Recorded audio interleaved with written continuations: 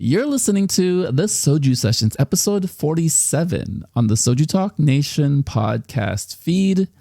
I'm your host, Crispy, also known as Crispy Wonton, or simply just Anton. And today's guest is someone who is kind of a remarkable human being who is a anime expert. Yes, Koro, there is another. This person has gone to many anime conventions. Much cosplay has happened and has taken all of that energy and put it into K-pop. So very K-pop adjacent things. The one and only BunniUwus from the SojuTalk Nation, a Gochugang patron on the server, joins the show to talk about her origin story. And oh my girl, yes. So I scouted this person on the Oh My Girl thread, kind of looked to see who had the role, who was part of it, and also who was a patron, because I do want to try to get all the Gochugang members on eventually. And, I haven't really heard very much from this person over the past year and a half or so that they've been on, right? And for me, it's all about trying to explore different voices, different points of views, hear different personal histories with regards to K-pop and groups that I personally love because I have a vested interest, but also to get a different perspective, right? And I think the conversation was a big surprise for me. I think there was a lot I learned, and I'm kind of shook with just how cool this person is. So I think, Bunny, when you hear this, please be more active. I think we're all going to love everything you have to say. We're all going to be enamored, and we're all going to want more. So guys, this is a great conversation. We're going to learn a lot about this person and Oh My Girl. Talk about Oh My Girl, Yua, Arin. I love them. I'm not going to spoil it, but this person is very talented. They grew up doing something. They grew up with a very specific skill, and they have now taken the crown for this role, this position in the SojuTalk Nation. And you guys are going to hear about this real soon. All right, that's enough of me blabbering. Let's get to the show. Coming up, my chat with Bunny on the Soju Sessions.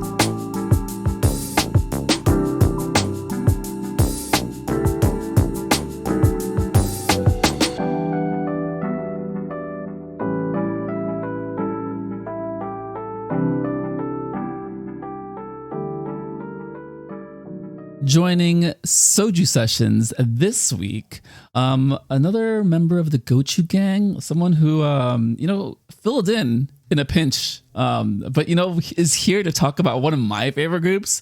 And as soon as this person started talking about Oh My Girl, I knew we immediately had a connection. I knew we immediately had something to bond over. And I'm very excited to get into all the things today within K-pop, within Soju Talk, and especially with Oh My Girl, the one and only BunniUwus. Welcome to the show. Hi.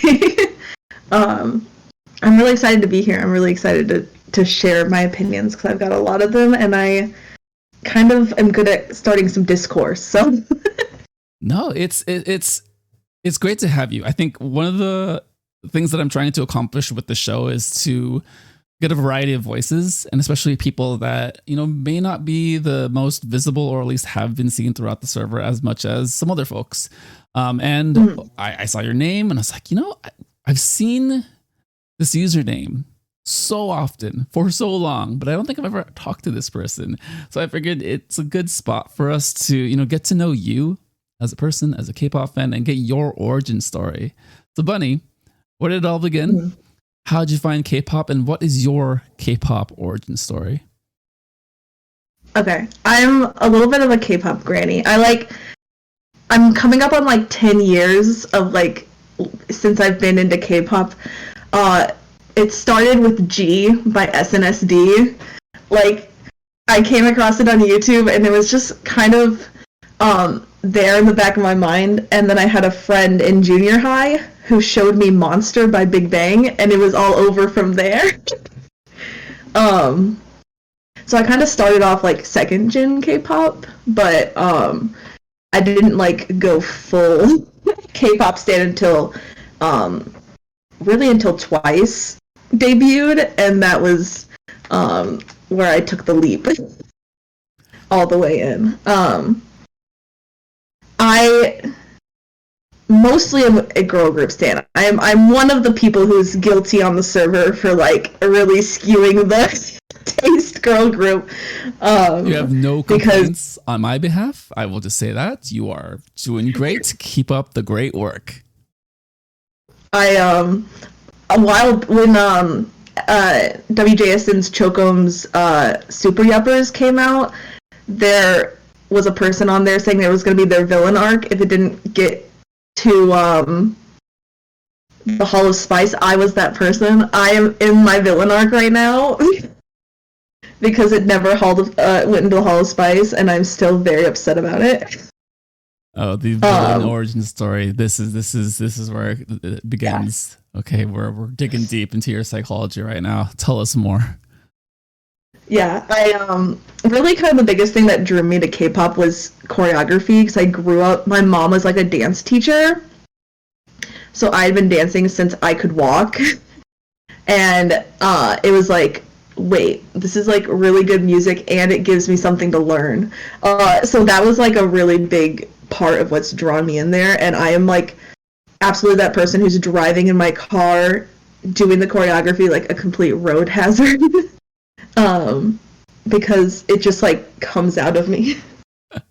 Sorry, I just had to do the Chokumi choreography just there for a second because you would appreciate it. No, that's amazing. You are another addition to the dance line of SojuTalk. I forget who's on there, but it's kind of remarkable that there are so many different talents and so many different creative outlets that see K-pop as this vessel of exploration and expression, but then can relate to it in such a way. How has dance informed your journey and your experiences with K-pop? Whether that's the visual component or kind of the details that you see within the choreography and how it's all put together. How has that kind of shaped your experiences? I think for me, it's kind of what drew me to girl groups initially, because there was a period of time where people were really downing them on choreography, and I was watching it and I was like, this isn't easy. Like what they're doing, like it looks easy because they're making it look so good, but this is not, easy stuff. So I think like just kind of out of spite, I was like, no, girl groups are the best. And now I'm here like completely, but I just exactly that, like just the idea of taking something really complicated and making it look flawless and like absolutely second nature. Especially like I remember like Me Gustas 2 when it came out, G-Friend, that choreography like blew my mind. I had to learn it immediately. My sister and I performed it like it was like absolutely like stole my heart. And so like that, when I see it, such a great choreography, I'm like, give it to me. I have to learn it. So you mentioned your sister and that you've had her learn choreography as well. Is she a big K-pop fan too? And how have you influenced, absorbed, impacted your family's experience with K-pop? She is not a huge K-pop fan, but she knows enough because I keep throwing it at her. And she grew up dancing just like me, so when I find something with like really interesting choreography, she's always willing to like learn it with me. But she's like a big like metalhead, so it's really not her cup of tea. But if I find something, I try to do that with most of my friends. I've tried to like indoctrinate them into K-pop. Like my roommate does not care for K-pop, and I was like, no, I'm gonna find something you like. And one of my good friends I learned through dance, I like sent them G-Friend stuff, and now they're like the biggest G-Friend stan that I've ever known in my life. So I like, whenever I find someone, like, I know what you're gonna like. Here's this song. Put it on. Yeah, and it really goes to show the variety and the breadth of what K-pop can represent, right? As far as different styles, genres, and personalities and characters, right? And I think it's also very indicative of kind of the fan base and how, we all come from different backgrounds, all have different histories. I mean, your history is incredible. I think I'm kind of floored by just how you've grown up with dance and that you are now the main dancer. I'm sorry, whoever has that crown right now on the server, you've lost it. You no longer have it. If you would like to fight Bunny about it, I'm sure she would love to do dance covers in a competition, because I will definitely moderate that situation. But you said you've brought in so many different people into K-pop. How has your experiences bringing in different friends and finding friends to K-pop been over your life? I think kind of like it's hard to say. So I like to find things that people like. I've only successfully fully made someone obsessed twice, and those are two of my closest friends now. I'm like, everyone else I can usually find like a couple songs that they'll go buy on iTunes, but I haven't gotten them quite hooked yet. But usually if I can get someone like really hooked on it, then it's like, hey, have you seen the new comeback? I get texts immediately. I get like calls like, what are your opinions? So I think it definitely strengthened my friendships with those people when I like got them fully obsessed, because now we have just like another level of our friendship that we have to check up on each other. Like, have you been watching Girls Planet? Did you see the Queendom lineup? Like all that stuff. So the few that I can get to stick around, I think it really did tighten us up. I'm always open to kind of making more new friends related to K-pop, but it's like I only kind of am active on the server and stuff every so often when I want to cause problems. So you cause no problems. I will just say that. Anytime that you say something, I'm kind of just like, they don't talk very often. I want to know more. I need this. I need this in my life. I'm a very curious person. I like backstories and histories of other people. But you can only gather so much over text messages, over writing a message on a message board, right? So, I'm probably going to thank you like a million times, but I'll just thank you one time to start. That it's amazing having you on the show and just really hearing all of your experiences. During the pandemic, did you stay in touch with a lot of your friends in real life through K-pop, or did you find other outlets, whether that was Twitter, Reddit, or the Discord and SojuTalk? Were there different ways that you engage with K-pop as the world has shifted, as the world has changed over the past 2 years? I know that I haven't really lost any of my friends that we like gained together from K-pop, but it's definitely different because we used to like I used to go to a lot of anime conventions, so we would be like in the hallways, we'd have like playlists of songs, and like so since that for a long time wasn't possible because they weren't doing them, it's definitely changed from like us meeting up and getting to actively like participate in K-pop to more like text based, because it's all kind of on Discord now. I joined the SojuTalk stuff a little bit into the pandemic because I was looking for like somewhere to like vent my feelings about K-pop or like share them. And when I found the podcast, I was like, I think I could get into this. So that's kind of when I joined the nation. So I haven't really been I don't think it's really changed. The pandemic did make me start buying albums. I don't know why, but that's when I started collecting. I think it's because I was just like, I need them. I'm home alone and I need these. I too have developed a condition. As you can see, Yenna and Stacy keep me company. I did not buy albums prior to the pandemic, so it's definitely a result of a lot of I think hoarded money, hoarded resources, and kind of just like I need to express myself. I need to spend this somewhere. You said anime conventions, and I lit up like a Christmas tree. I miss them so much. I think they are slowly starting to open up more this year, a little bit last year. The one big show in the Midwest that I know of, it's not an anime convention. It's C2E2. Right? That's the comic convention. What are the anime conventions in the Midwest? And what have your experiences been? Because I have a million stories, but I want to hear yours. How have you lived, and how long have you been going to them? I've been going since about 8th grade, so it's been a while. Probably about as long as I've been into K-pop. They're not; those two things aren't correlated, but it's just the case. They are correlated. You are so cool. I don't know what you're talking about. I go to I go to a lot of conventions in Indiana, actually, because they tend to be a little bit smaller than the ones in Illinois, and I like. If it gets too crowded, it gets very overwhelming. Like, I went to C2E2 once, and I was like, there's too many people here. But because of that, I've been able to, like, gain closer friendships through, like, cosplaying or performing or, just dancing in the hallway. You know, there was someone I remember distinctly was playing Hyuna's Flower Shower, and I started doing the choreography, and they're like, no, come over here. You're dancing with us right now. So, you get interactions with people, even if you don't really keep connected to them, but in that moment, it's like, no, we're best friends right now. You are so cool. Gosh, my brain is just like, oh, wow, she's so cool. She's so cool.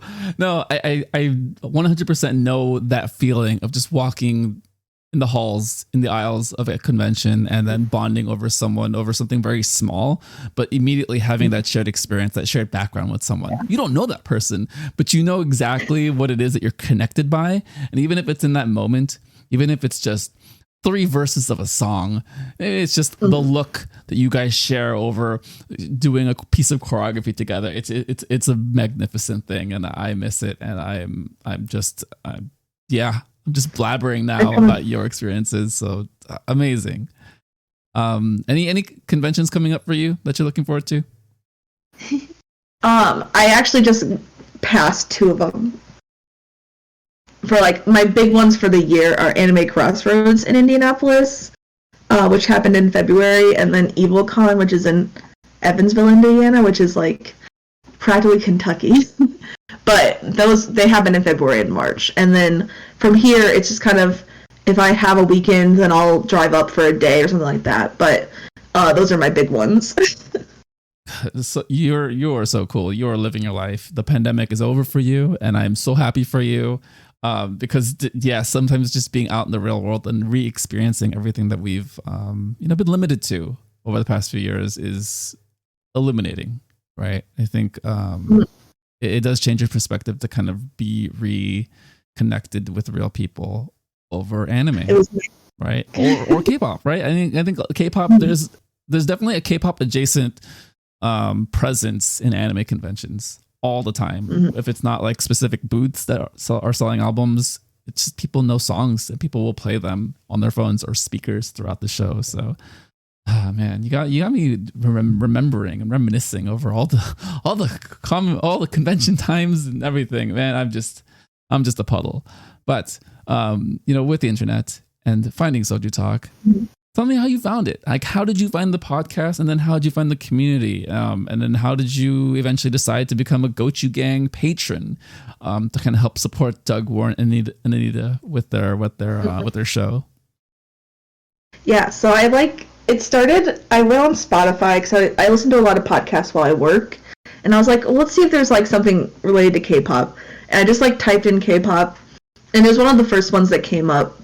And it was the one that grabbed my attention the most.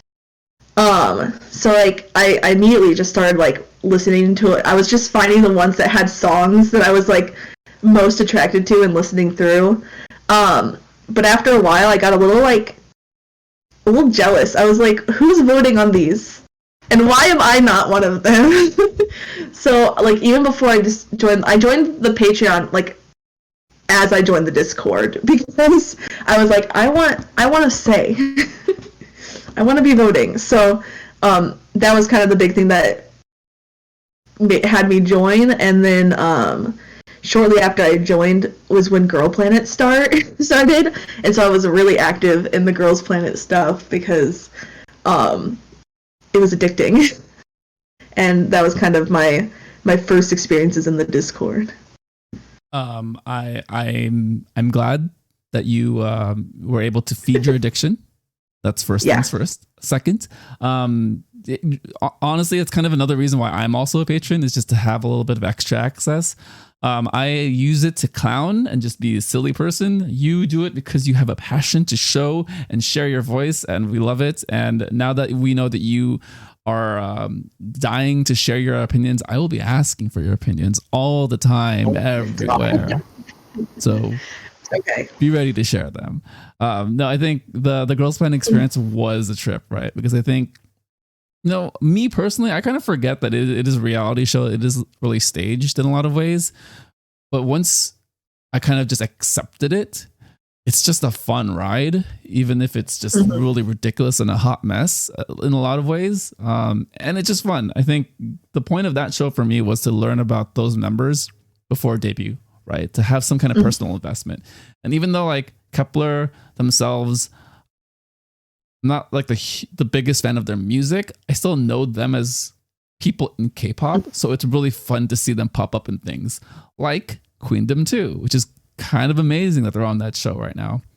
So it's just really cool to kind of follow and track them. How was your experience with Girls Planet and then Queendom coming up? Okay.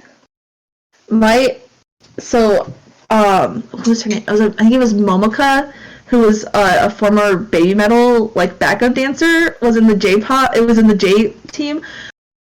The first round of eliminations, she was the one that was cut. Like, she was the next one to making it. And I was furious. I was texting everyone. I was livid. I was like, she got number 1 in the popularity for the Japanese girls. How did she not make And so I think is when that happened is when I was like, now I'm invested. Oh, sorry, that's my dog.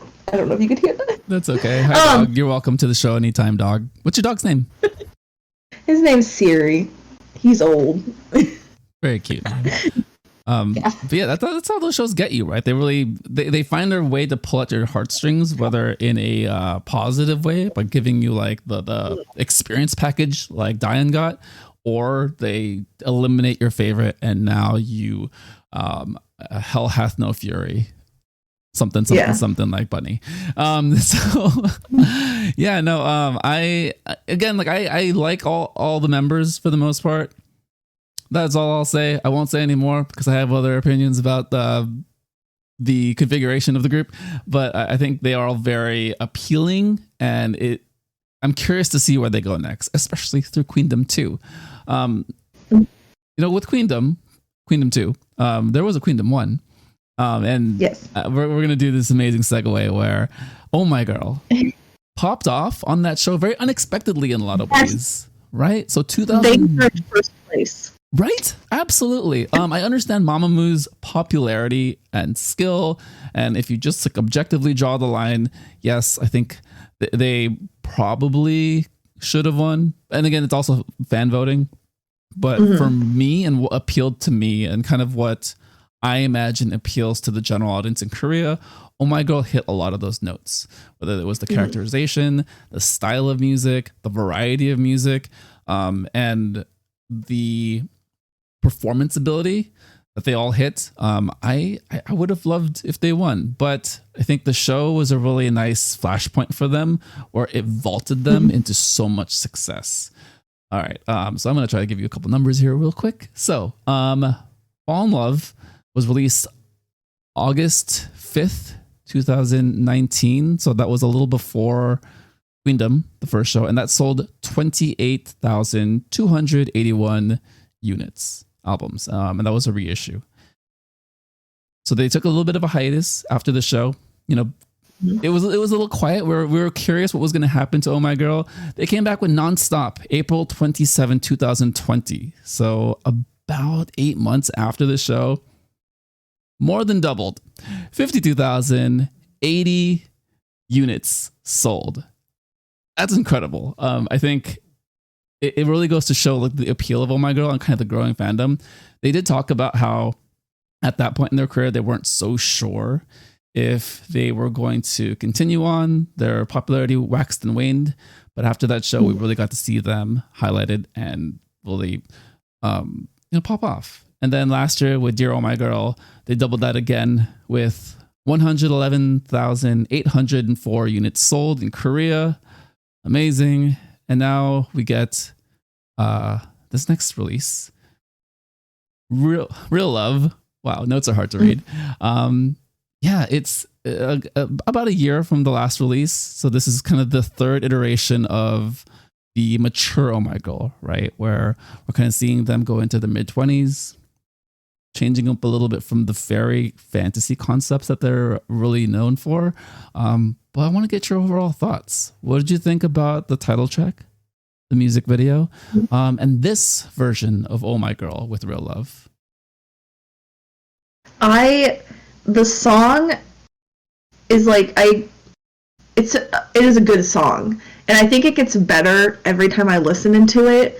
Every time it comes up on my Spotify, I'll even like add it back into the queue a little bit, because it's like good to listen to. I don't really have any big complaints with the song. The music video, my biggest thing is I always felt like it came out of like 2013-14 K-pop, where it's like every character has their own set, and it's like very Twice in that sense, where it's like every person has their own little set, and we're gonna have 2 videos of them separately, and they're like not gonna really interact very much. But it was like still beautifully shot, and I think that like one thing that Oh My Girl does so well is like their beauty shots always just look otherworldly. That's why they pulled off the fairy concept so well, because they genuinely look like they're not of this planet. So I think that they played to a strength there, but it wasn't my particular cup of tea. But I like the song itself. I keep coming back to, and it keeps getting better. So yeah, no, I agree with a lot of what you said about the song, right? The crew mentioned that it's very easy listening, and I think that's the perfect way to kind of describe the song. And it stays very leveled, right? Was Anita's phrasing. I did not put it that nicely. I put very middle energy, very not as eloquent, but I think it doesn't get too high, it doesn't get too low, right? It kind of keeps you in the center, keeps you very leveled. Kind of also introducing different sound elements, right? Different sound genres. So what I got out of it was a little bit of bounce, a little bit of a bounce with some brassiness to it. There is a little bit of retro inspiration with like kind of a curious future bass sound to it. Specifically in the breakdown between Mimi and Yua. That was kind of my favorite section, where it slowed down even further. And it started off future bassy, and then you can really hear the retro, the synth still kind of embedded into the song. And I thought that was super cool. What the crew mentioned about each member kind of taking turns, passing off one section to another, I think I didn't realize it at first until they mentioned it. And I went back into the song. I was like, oh, that's what kind of keeps the song from being super dynamic, for better or worse. Maybe that's what they were intentionally going for. But I think if there was a little bit more layering, a little bit more, I don't know, kind of energy put into that, it may have turned out a little bit differently. But like you, I do really like the song still. But I think it's a bit of a departure from Dun Dun Dance and Nonstop, right? Yeah. Where you had 2 high energy summer introduction songs, where this is very much like a vibey big city song that puts you into a mindset, kind of an imagery of the hustle and bustle of the big city. But the ultimate goal is to get on vacation, to get on a plane 7 hours away. Jakarta? Is that it, Warren? Jakarta, Bali, wherever they land, and to really ease you into kind of a relaxation, which to me is paralleling what their journey has been as far as being mid-20-year-old women. And kind of the craziness that the past 2 years has been, the rise in popularity, to now doing something a little bit more chill, a little bit more safe, less risk, but I think still very easy to listen to overall.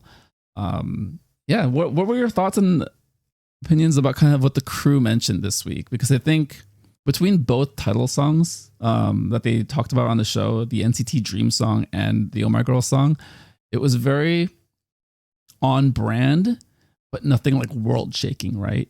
Did you agree with any of that for the Oh My Girl song? Yeah, I agreed when they were, especially when they were talking about it being like easy listening. I didn't necessarily agree because I think at one point, and I can't remember who brought it up, but they talked about like something being missing from it. I don't think anything was missing.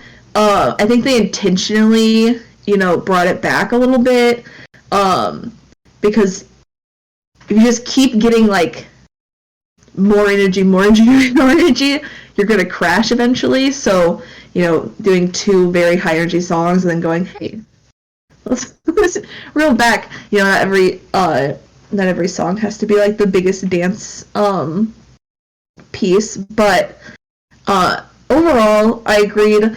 I was honestly cackling myself when they were trying to like figure out where they were vacationing. I was like, maybe they are vacationing in Jeju. Like maybe they're like from someone coming from somewhere else. Like, so I was like tempted to go on my computer and like see what's 7 hours from Jeju Island. Right. But it definitely made me want to like join in the fun there. But overall, I think I agreed. It's just like a song that's good to listen to. There's not really like a lot of bad to it, but there's nothing like great to it. Yeah, it doesn't have the earwormy nature of Dun Dun Dance and Nonstop, right? Like I can still remember and visualize the Dun Dun Dun Dance. Yes, my hands are on my head. Nonstop, where the hands come up. Those songs are have very like iconic pieces to it. Where this song, I feel like, is a vacation song, right? It's kind of their pit stop song. I think there's a better way to phrase that, but essentially just kind of the stop of kind of shifting, right? Kind of going a little bit more mature, slowing things down, and not doing this like overly exaggerated K-pop banger, which sometimes throughout the discography, it's kind of nice to refresh and see which direction they'll go in after this point.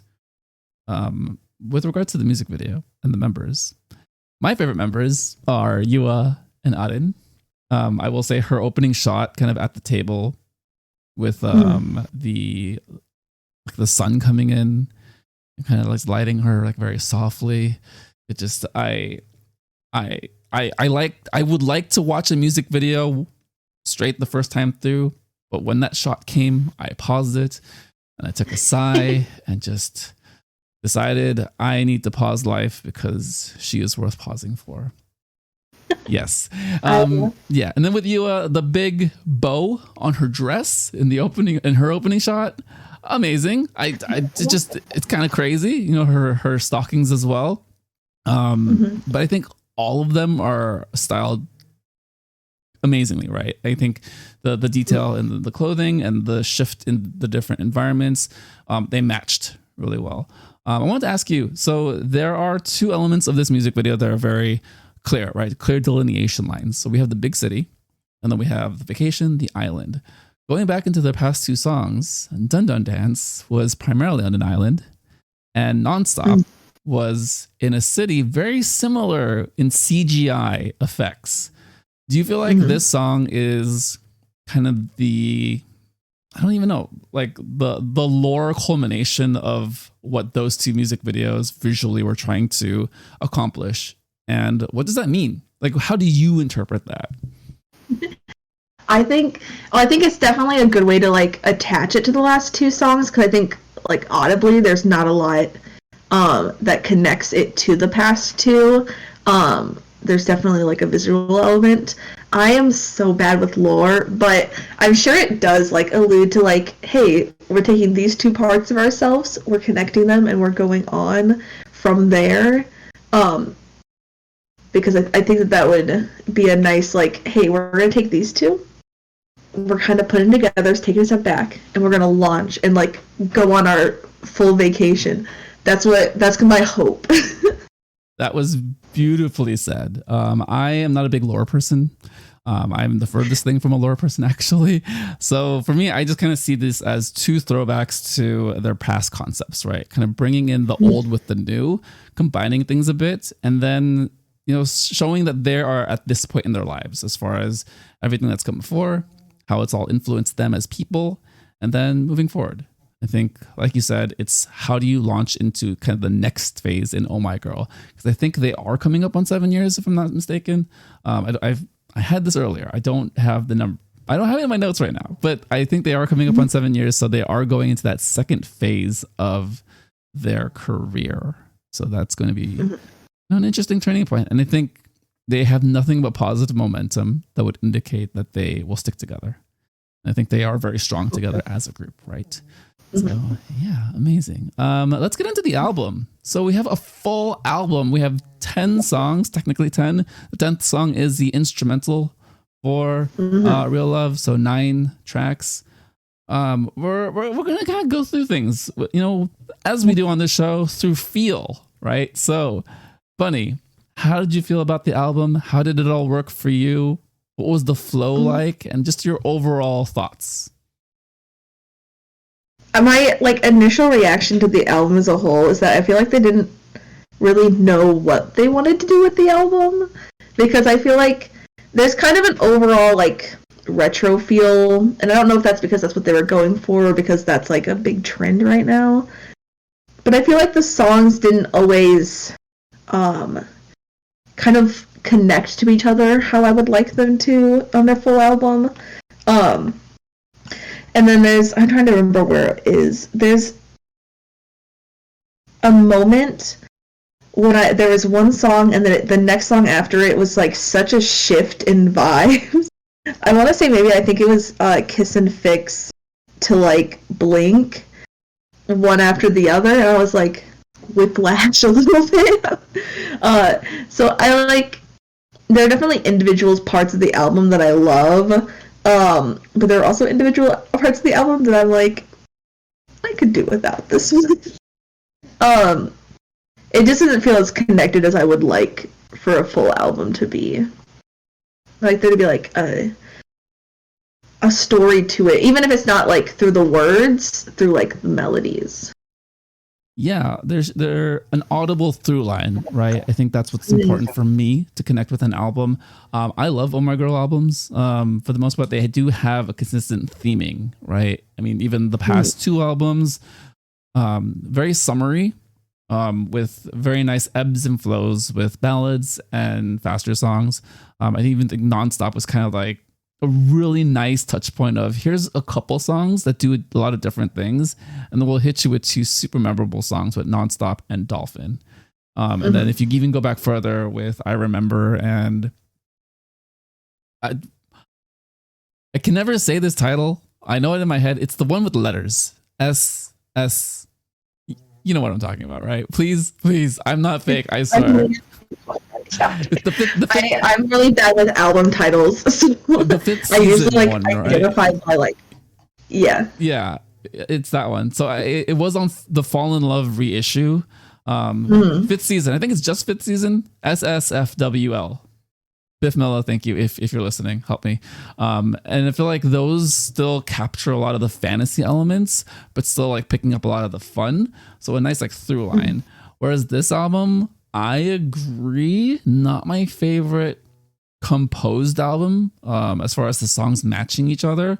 But I think they do a lot of different experimental things, experimental within Oh My Girl, right? Because I think there's a lot of sounds that we haven't heard them do before, specifically with Drip and Replay. I think Drip is in that realm of experimental-ish, hyper pop type of sound that I think a lot of the server is really interested in. So if you do, pick it up, people, it's a very different Oh My Girl sound. I think it's their take on it. And I think that kind of helps at least kind of show the direction that they want to go in moving forward, right? Trying different things. With Replay, it's a bit of a dated sound, somewhat, in the sense that it's kind of the Itzy sound that they started off with the noise house music, but nobody does that anymore. I wrote down Itzy. Right? I wrote down it sounds like an Itzy song. Yeah. Which I kind of want more of this because I don't feel like anyone does it anymore.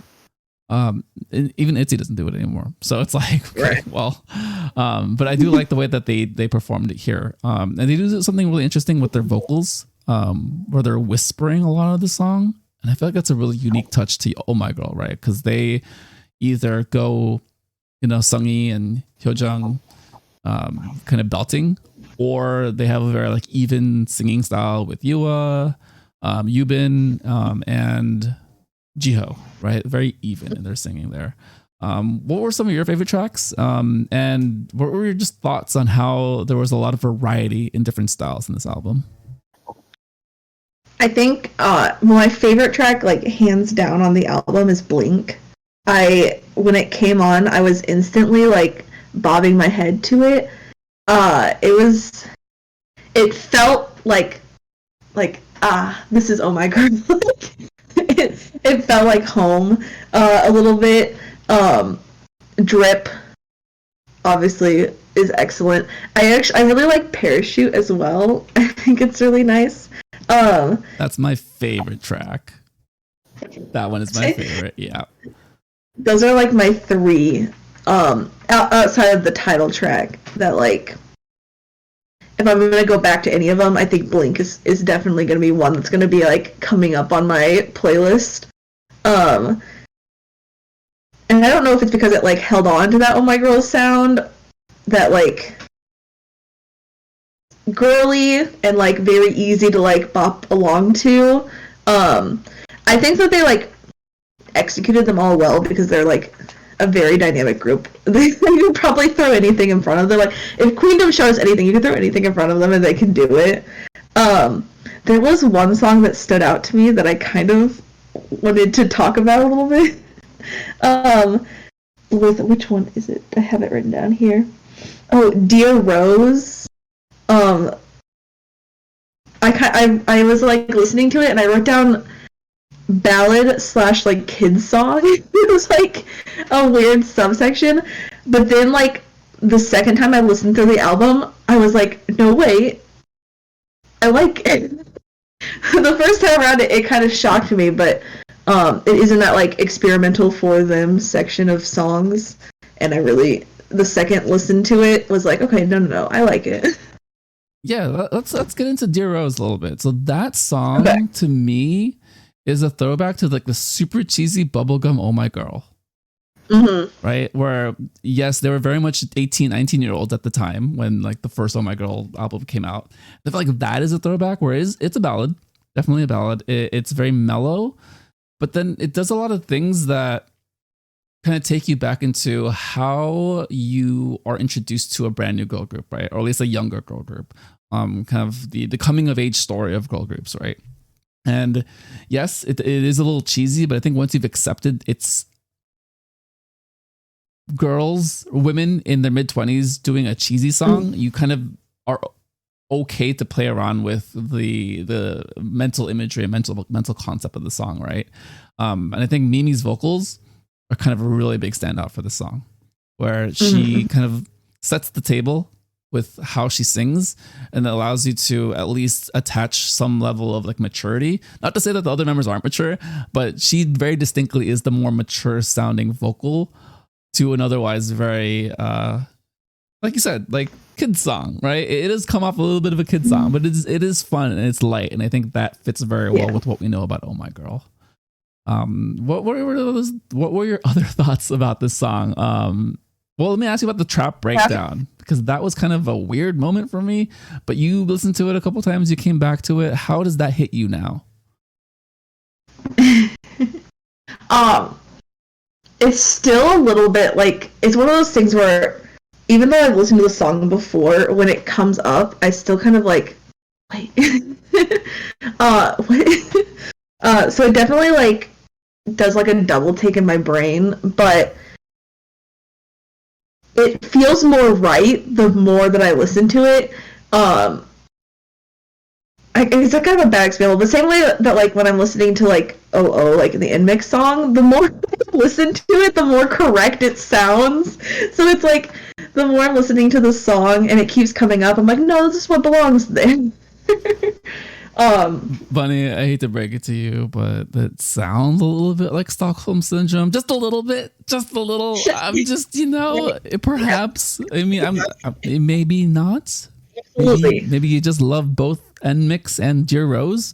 But again, I think Dear Rose is just, it's a very a very mixed blend of a lot of different things, right? As far as just being cheesy and bubbly and being a very youthful Oh My Girl song, but then a very different trap breakdown than what the song would have you believe, right? But I think it's track number 8.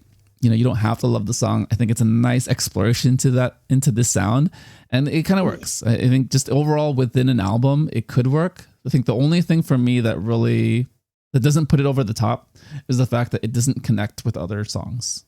I think. Yeah, it definitely stands alone. Yeah. It definitely stands alone. Yeah. It's one of those in the album that like is kind of why I feel like the whole album doesn't connect really well. Where I'm like, oh, okay, this is happening now.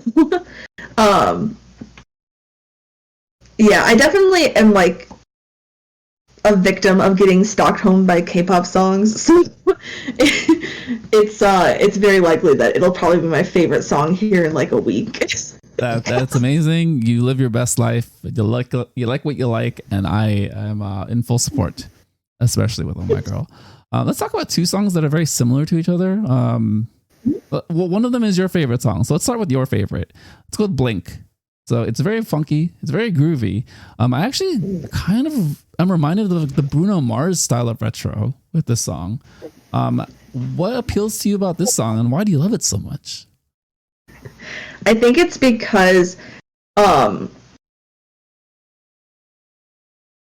it's when it started playing, like outside of my own control, I started like vibing with it, like kind of like bouncing, and that is always a good sign for me when it comes to like a song. I'm very in support of like the retro comeback. It can stay in K-pop forever. I don't care.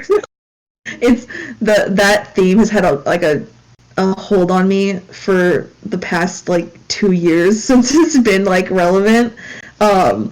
So it's like just hits all of the good points for me. I feel like it's performed really well. Their voices fit it really nicely. It has a nice beat to it. It's easy to listen to. It's just fun. I remember it being one of like Kiss Fix to that one being like oh, this is something different. So I think that because it went from a song that I don't think is super like it beforehand to that one, it made me like it a little more. Yeah, it is a departure from track number 6, Kiss and Fix, but I think it does play into retro, like you said, like kind of great. And I think retro right now is old, but please just do more of it, K-pop, especially groups that I love. For me, I really liked kind of the chanty nature kind of the opening of the song. It really sets the tone with the Bruno Mars energy vibes, right? And it matches kind of the title and the theming of the song, where it's, you know, traveling at the blink of an eye, right? Going from city to city, being a jet setter, kind of experiencing and living your life. And it fits who they are, right? As far as being mid 20-year-olds and exploring the world. I think they know who they are. They are people who who have had a wealth of experiences, but then also like still are exploring and still want to know more about the world, but are at least sure of themselves as people. Musically, I do really like Yubin and Sungye's part at the very beginning to open the chorus. I thought they kind of blended really well. And again, it's kind of sets up the tone for, I've said this 3 times now, but like the Bruno Mars feel of retro. So I think that's what hits for that song for me. Let's get into track number 5, Parachute, my favorite track. I compared the song to a From Us 9 retro song, and I love it. I need this. I need more of this. In a lot of ways, I kind of feel like this was the title track. This could have been the title track. They do some really fun like title track things. The chorus potentially could have been reworked in a way where it was more catchy and had a stronger like killing moment. But for the most part, if you like From Us 9, this song feels very much like that. What did you think about Parachute? I feel like it's of all the tracks, it's the closest to Nonstop and Dun Dun Dance to me. Like, it feels like it's related to those two. The retro vibes really, like, as you know, it's like I'm very into it. I want like more synth, more retro, like as much as you can give me. It was one of my favorites. So, and I don't know if it's because it reminded me of the last two title tracks. And I was like, yeah, this fits in. I feel at home here. Yeah, no, it's nice. It's one of those where it's like I wish that there was a way that they could have reworked the song to be the title track. Like I do like Real Love. It's a very easy listening, vibey song. But like the crew said on the main show, it does have a feel of a B-side, right? Like it could be a B-side because the chorus isn't like a super big hook. It doesn't have like a killing moment. You kind of just put it on the background and you're like good with it. Or like Parachute, there's just something about the song where it's very addictive, right? Where it's like, oh, this fits like everything I want with as far as like the energy and playing into disco retro. And they could have done something disco retro visually, right? Even though the trend is like 3 years old now, 4 years old. Oh My Girl technically has not done it yet. Dun Dun Dance was close to it, but they still essentially did like an island summer song as far as like the visual concept. They could have just gone like full bell bottoms and like disco balls like everywhere. Come on, please. But no, that's, you know, we have it exists, and I'm going to be listening to the song a lot in addition to Blink. So I think those are just good songs to pair together. And then kind of just to wrap things up, the last song, I consider this the last song, Sailing Heart. It's an end cap ballad. It is kind of just an end to the journey kind of song, right? How did the song hit you as far as being the end cap to this album and perhaps the end of this kind of era in Oh My Girl's maturation? I think it hit me similar to the title track where it's like, yeah, this is a good song. It didn't do anything super revolutionary, you know. I feel like every album is gonna have its like ballad on it. It's gonna like slow it down at least once or twice during it. So when I was listening to it, honestly, I was like, okay, here's our obligatory ballad. They're all gonna have one. It didn't really leave me with like a huge impression, but the title track didn't leave me with a huge impression either, so maybe they mirror each other in that way.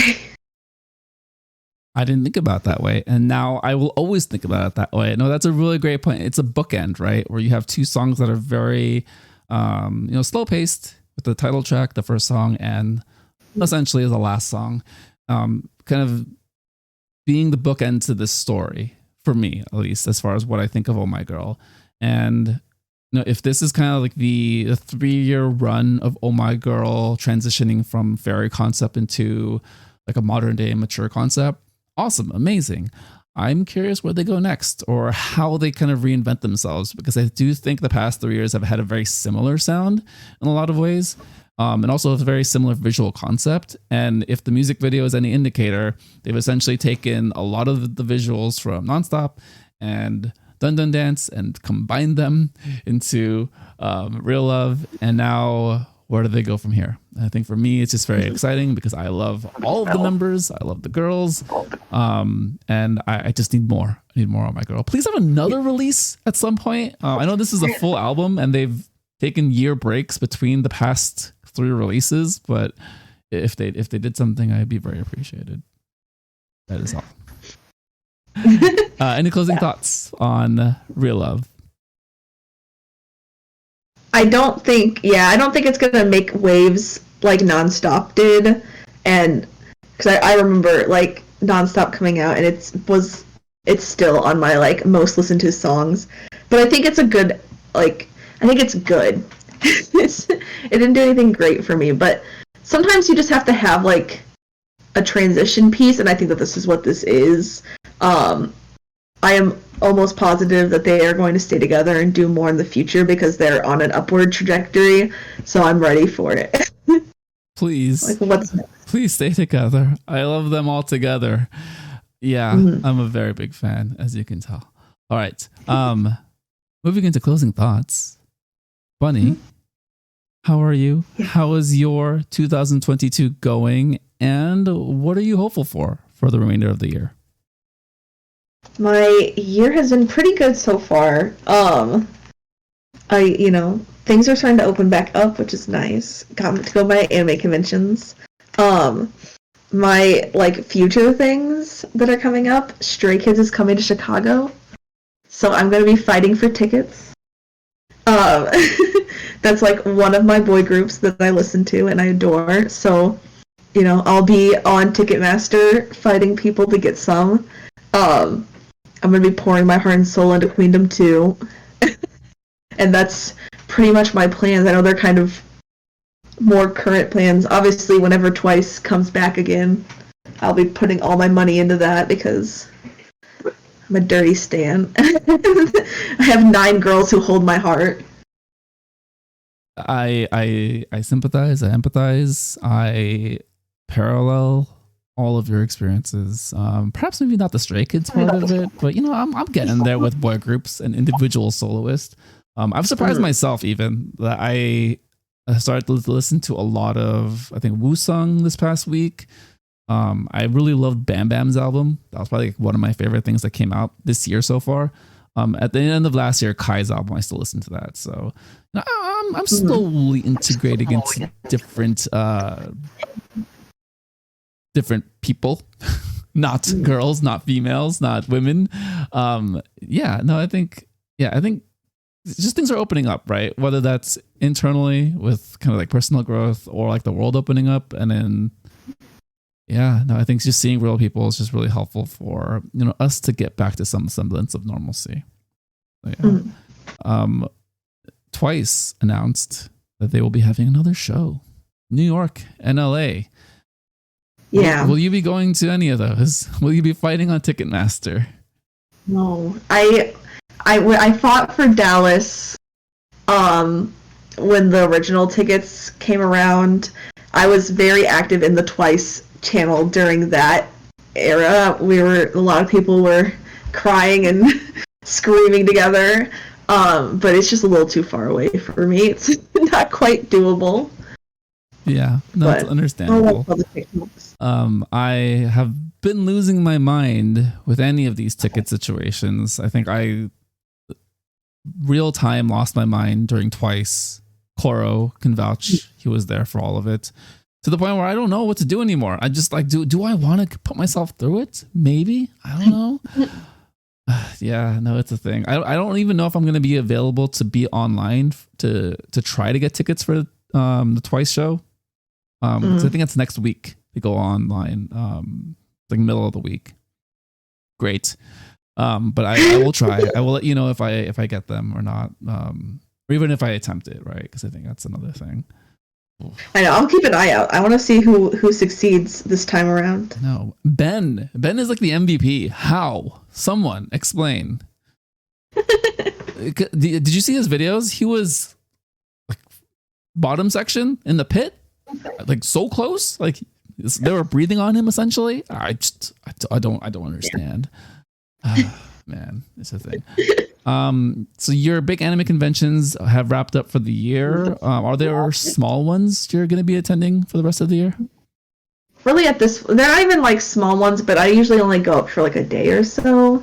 So we got Anime Centrals in Chicago, and Indiana has a Comic-Con, but those I just kind of do the drive, spend a day, and come home for, because there's a lot of people, and I don't handle crowds, so I'm I'll stick to my little ones. Nice. And I'll come up for a day to get the good deals. Nice. Well, when you do go to another show, please let me know, because I will love to have you on and talk to you about conventions, because the convention world is opening up. I used to live for conventions.